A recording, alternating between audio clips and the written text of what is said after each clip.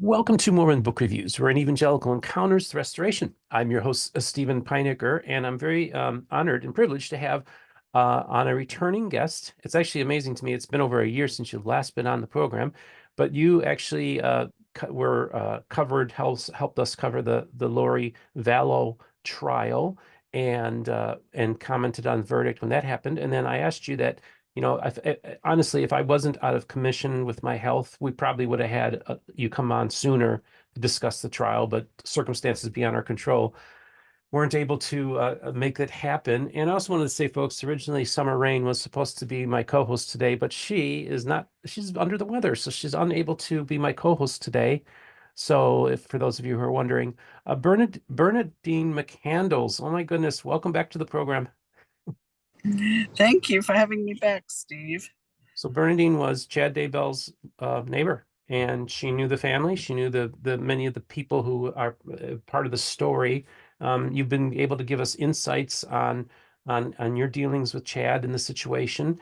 We really appreciate what you've brought to the table in this conversation, which is really important. Another individual we've had here on Mormon Book Reviews, I believe exclusively, was with Rod Meldrum, talking about his interactions with Chad Daybell as well. So we've been covering this story for a while. And I felt it was really important that we discuss now that the trial is over, and then Chad has been found guilty and was just yesterday sentenced to death to receive the death penalty. So today is Sunday, June 2nd, is when we're taping this. And he was there for the death sentence and for the murders of Tammy, JJ, and Tylee. And it's important to remember those names as well and honor their memory. Bernadine, I just wanted to kind of get your thoughts and feelings with the result of this trial. I know you've been keeping up with it. Just talk about that with the audience. It was so it's been a long time. It's been almost 5 years since all this started.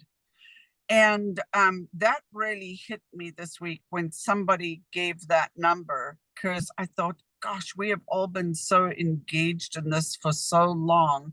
There's an exhaustion and a relief that this part is over, but at the same time, such a sadness, because it's such a, we have Charles, Lori's husband, dead, her brother, the two children, JJ and Tylee, and Tammy, and now he's got the death penalty, and I just feel badly for his children.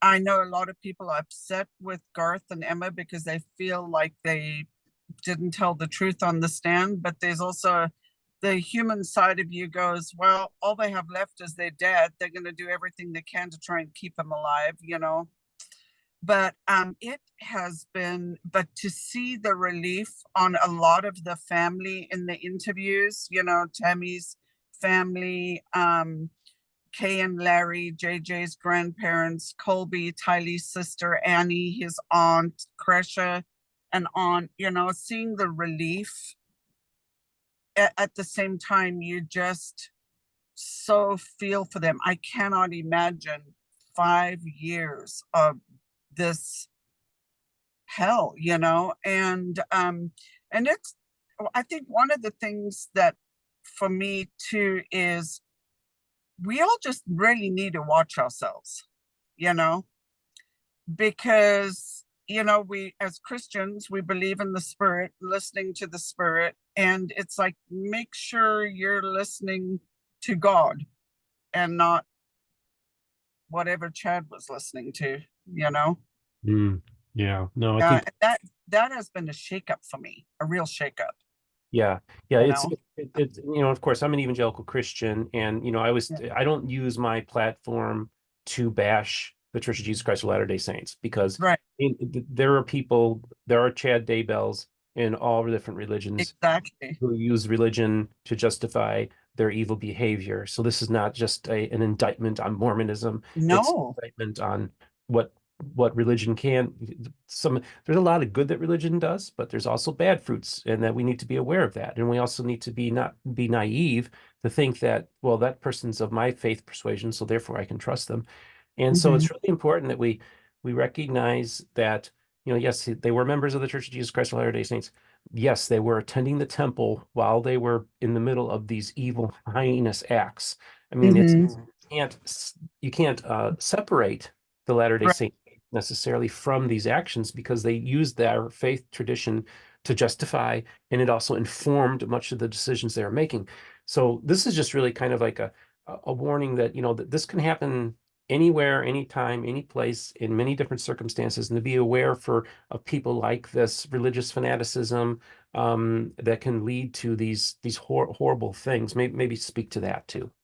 Yeah, I'm great. I'm glad that you're saying that too, because a lot of people have really done the LDS bashing stuff, because they're LDS. And like you said, I mean, it seems like every year there's some hyper religiosity segment somewhere that comes up with some horrific thing,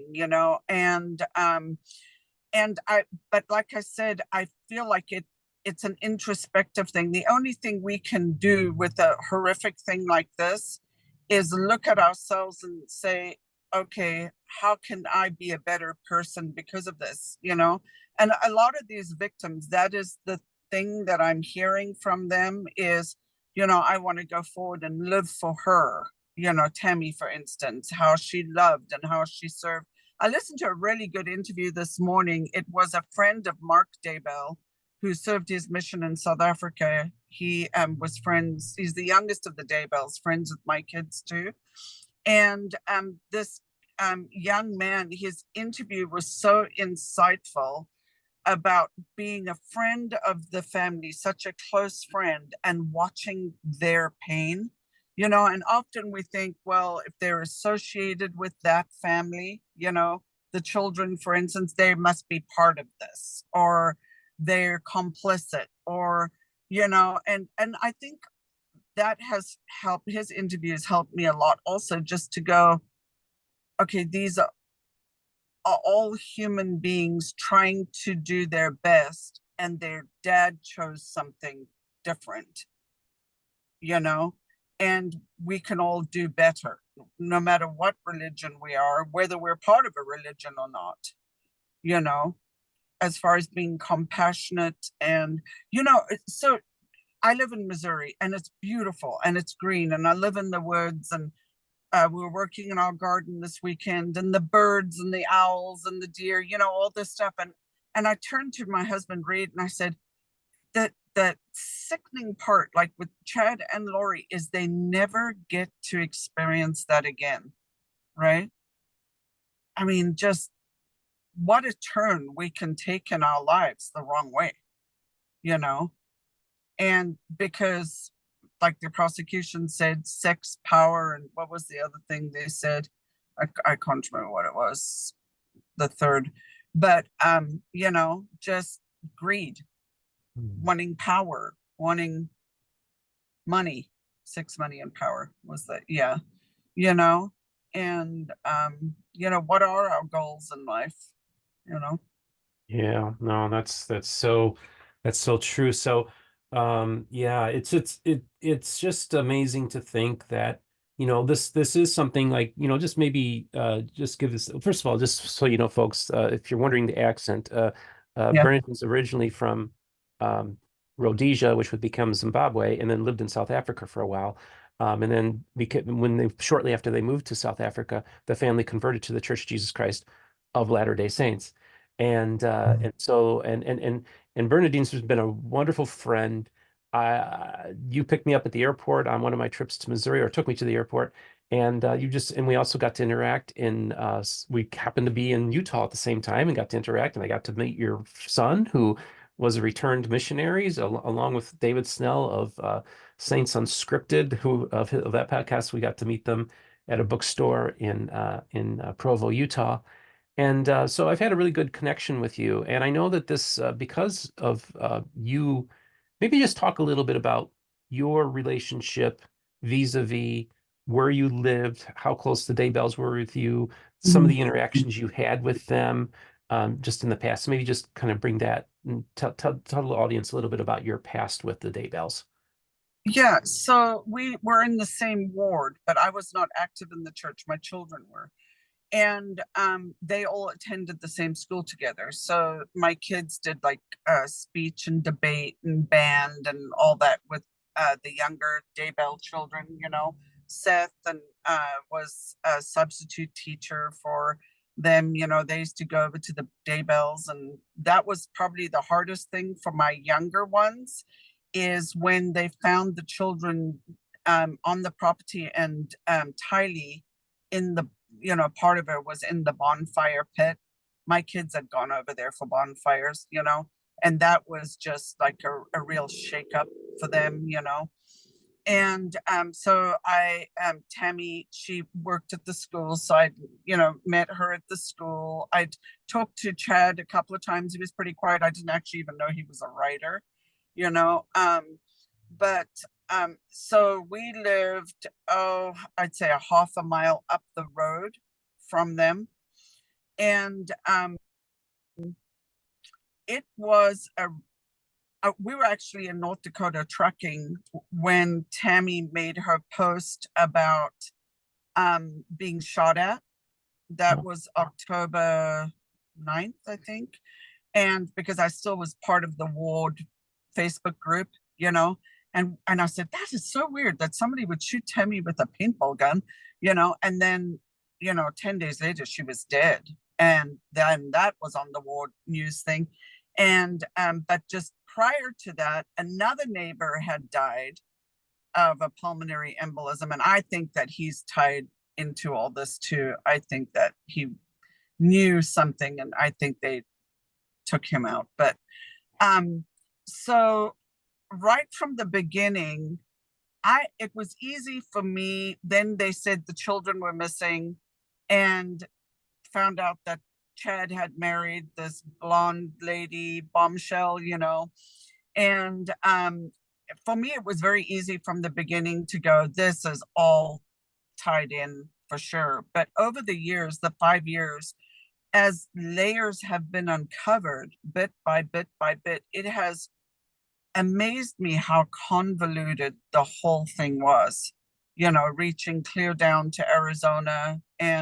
But it really rocked Rexburg, really. And this this young man that gave this interview this morning, he said that ward that we're in, that it's still really shook up and actually somewhat divided, because of people that saw him as just being set up, because of course his defense was that Lori tricked him and he was going to be the next victim and all this stuff, right? Well, the prosecution was able to prove no, he actually was part of the murders, and he got conspiracy and first-degree murder charges. And so yeah, it's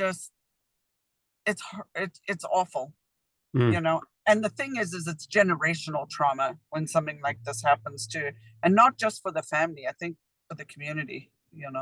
Yeah, and maybe just talk a little bit about that when all this stuff was going down in the local Rexburg community, it must have been very devastating. And you say even to this day in the local ward, it still reverberates in the community. Of course, every time there's a guilty verdict, whether it's with Lori or with what just happened with Chad, every time the story, it's kind of probably rehashes a lot of feelings for these people. I also want to know not only like the lay of the land of Rexburg when you were there, but also I just want to know how your kids doing, being friends with them. How have they been processing this whole thing? Well, the Daybell kids really have withdrawn. I know the Mark, I'd had more interaction with him right before his mission because he was going to South Africa. He doesn't even live in that state anymore. He's gone to a different state, attends school in a different state, to try and because it was following them, and the ones that are staying there now that are still there, it is very hard for them in the community. As far as my kids, most of my kids have moved out of Idaho, except for 2 of them. And they don't have much association because the Daybells have withdrawn so much, they pretty much just stick to themselves, and they don't even attend the same ward anymore, even though they continue to live in their dad's house, Emma and her husband, but they don't attend that ward anymore. Yeah, it's But just yeah, but one of my younger kids posted yesterday when the sentence came down, just a whoa, wow, this just is amazing that these are people that we know. Normally it doesn't happen with people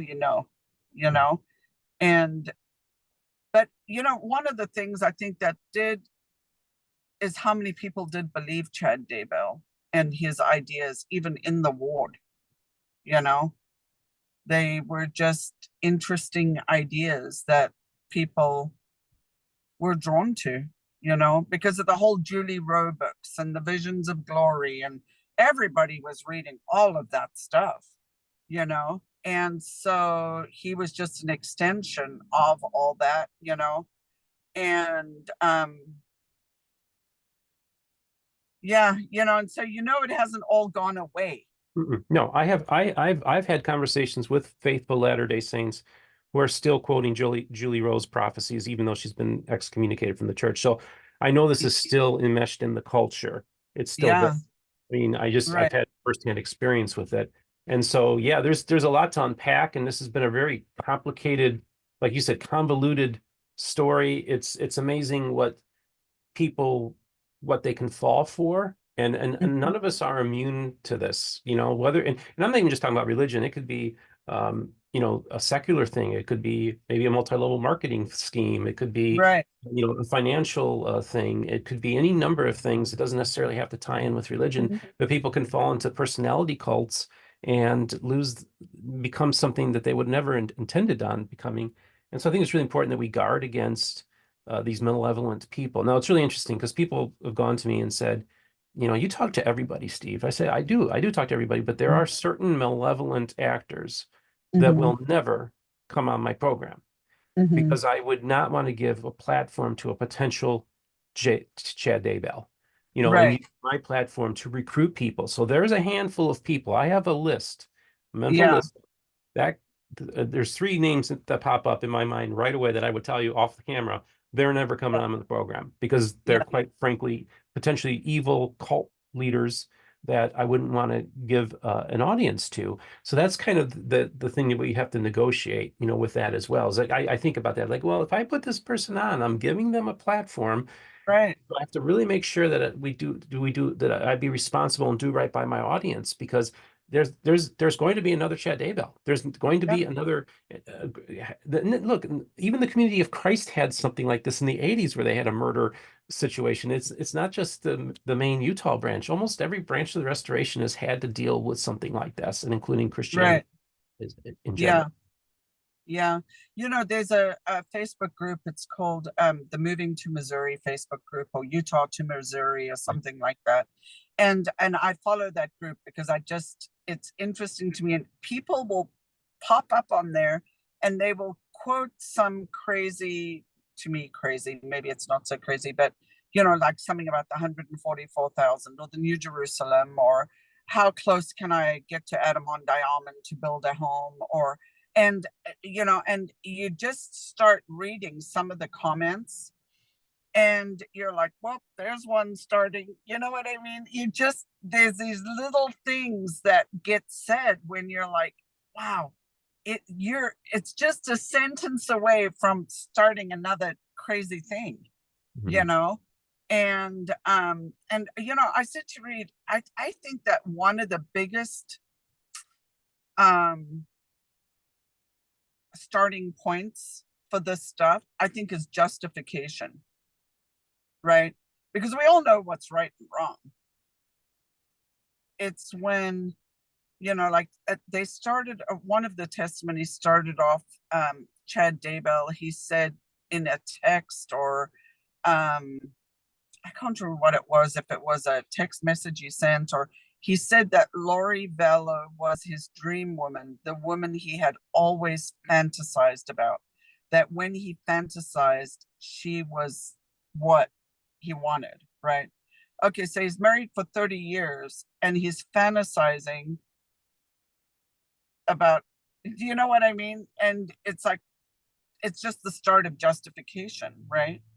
At that point, that's what he wanted, and he could justify anything at that point. Yeah, Yeah. that's true. It's the end justifies the means.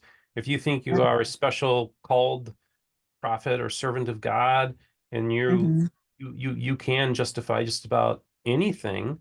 And so we Yeah. need to guard against that. We need to be very careful not to when say they say if you see something, say something. Sometimes, that there's some validity to that. That we all be Mm-hmm.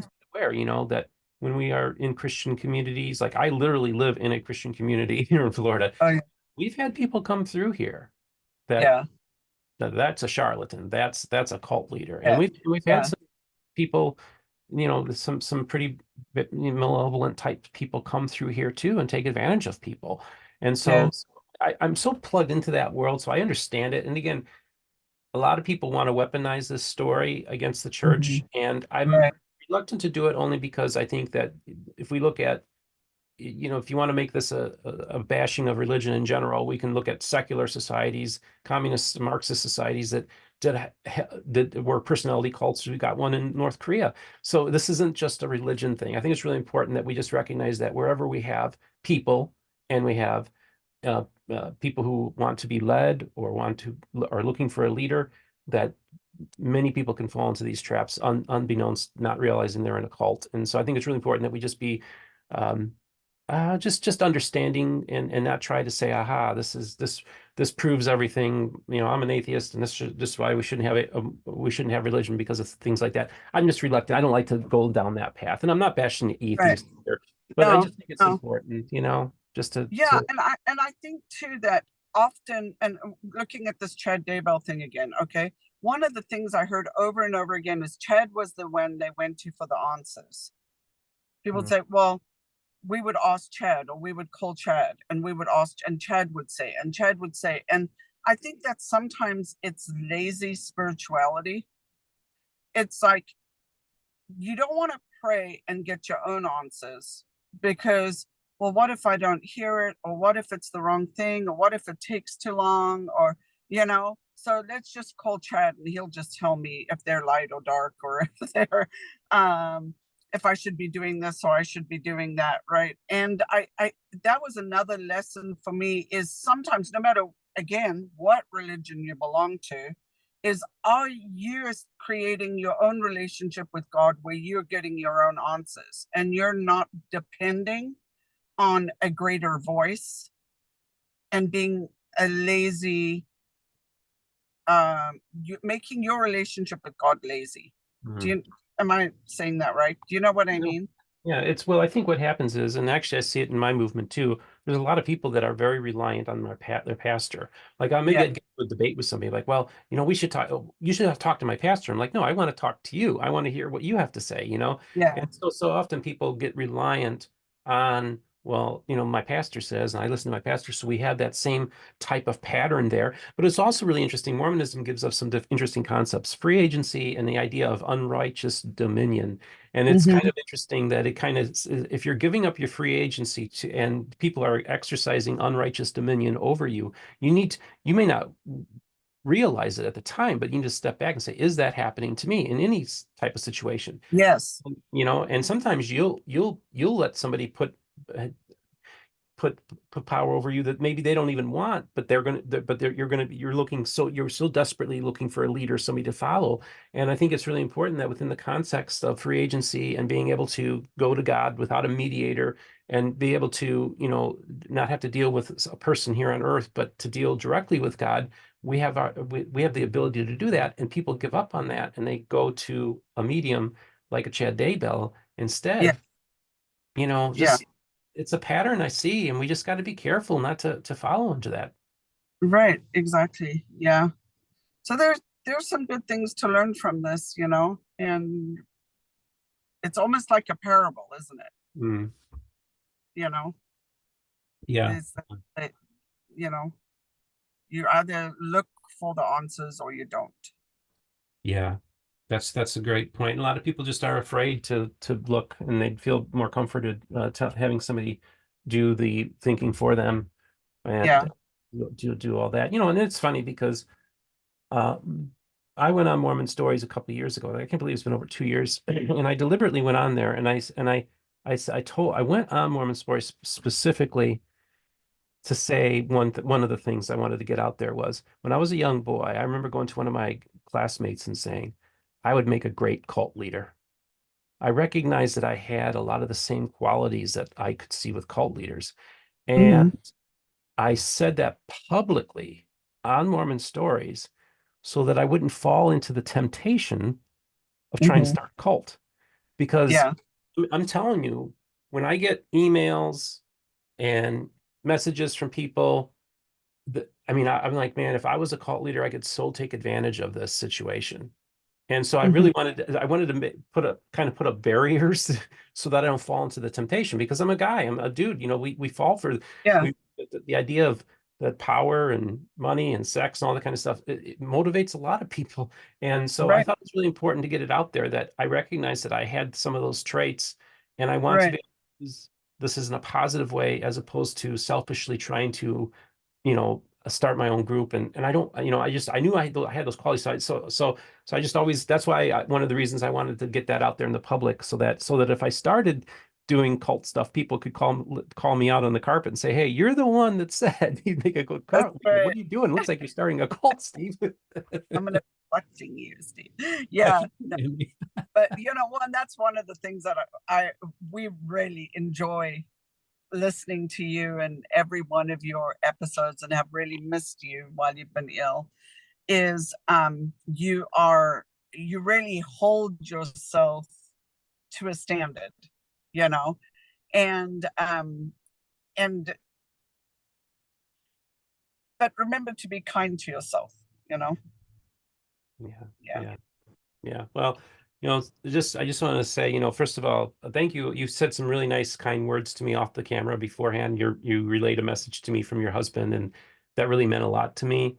And I do want to tell people too, I hear from people throughout the world all the time. Every day it's either somebody commenting on a video or sending me an email. And during this past 2 months of me struggling with my health issue that basically I was debilitated. I was basically bedridden for about a month and a half. And Mhm. but I've been getting help, and there's the light at the end of the tunnel. I've got some great people. I joined a tinnitus support group a few weeks ago, and I made some fast friends there, and they've been going to bat for me. So it's really important. I have the privilege of being a semi-public person. I was isolated. I had suffered severe depression for like 13 years and I'm living life again. Well, I was starting to not live life again, and Yeah. I just had to claw myself back. And so we have, and it's my faith has been helpful to me, my friends, the community that we were building, even the local tinnitus support group here has been very supportive of me as well. So I'm just grateful. And so we're going to try, I don't know if I can do 3 episodes a week like I was doing, but we're going to continue to put stuff out there. We're going to continue to interview people. We're going to continue to break the news. I want to thank everybody for their prayers and their thoughts. It really has been uplifting to me. I'm really gracious and for that. Now, before we wrap this up, was there any other insights or observations you wanted to give about the trial or Chad or just any? No, not Chad or the trial, but I did want to thank you about your kind words on your Facebook page about South Africa Oh, because yeah, we're on the brink of huge change there, and I just pray it doesn't go the Rhodesia way, yeah, because yeah. it's heartbreaking. And so thank you very much for No, you're saying welcome. that. It was so funny because I posted something on Facebook today, folks, about the recent elections in South Africa, and I had forgotten. And then I just and as a thought, I thought, oh, I should mention too that I'm having Bernadine. Well, I originally posted, and I realized, wait a second, you lived in Zimbabwe, you lived in in South Africa. Yeah. I made sure I edited it to put that in there. But yeah, no, let's keep the people of South Africa in our prayers because this is a pivotal election. The ANC no longer has a majority; they're down to 40%. If they could forge a coalition with the Democratic Alliance, which is a pro-Western, the most multiracial party in the world, centrist, just a good. They run the Western Cape. It's the only competently run province in South Africa. If we could get if the Democratic Alliance can be in government with the ANC, it's the only hope. Because if the ANC were to partner up with either the EFF or the MK party, it would lead to the destruction of that country, much like happened to Rhodesia, which would become Zimbabwe. You had to flee from there. And it would be a Mhm. shame if the same thing happened to South Africa. South Africa can be a template of how we can bring people together and build a diverse society. And that was Nelson Mandela's dream as well, to build a rainbow nation. I think it's really important that they don't go the route of trying to do retribution, extreme Marxism, land appropriation, where they just take all the land like they did Mhm. to the people in Right. Rhodesia. Yeah.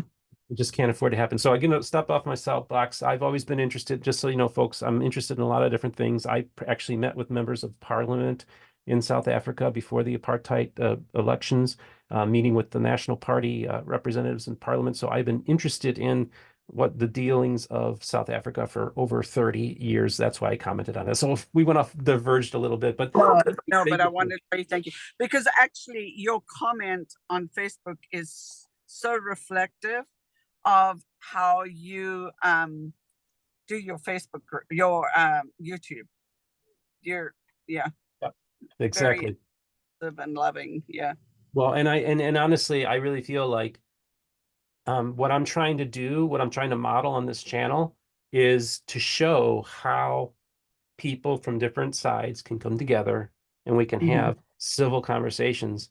And I believe Hmm. we can take the same principles that we're doing here at MBR and we can actually model it into other spheres as well. And that also just a reminder, the Utah Interfaith Forum channel we've taped 8 episodes for that. We will be starting to release episodes for that too. So keep in mind for that. And yeah, we just want to be able to bring have civil discourse, especially here, because we have a real pivotal election in this country. And Yeah. there's a lot of pivotal elections happening in Europe, throughout the world. Mexico's voting today. This is a scary time for a lot of people on this planet. So let's just keep South Africa in our prayers. Let's keep America in our prayers. And thank you so much again for Bernadine for coming on the program. Didn't mean to go And on thank you for about the having me. political world, but why not? It's my platform. That's right. Well, you have a wonderful day and thank you for having me.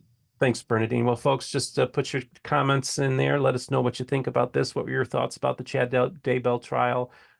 We just want to honor the memory of the victims who of this as well. That's really the most important thing. And just leave your comments. There's links in the description for those of you who'd like to contribute to the channel. Could not do it without you. And let's get to 10,000 subscribers, folks. If you're not a subscriber to this channel, let's get to 10,000. It'd be great to get there soon. And remember, this is the most important thing. All the voices of the restoration will be heard here on Mormon Book Reviews.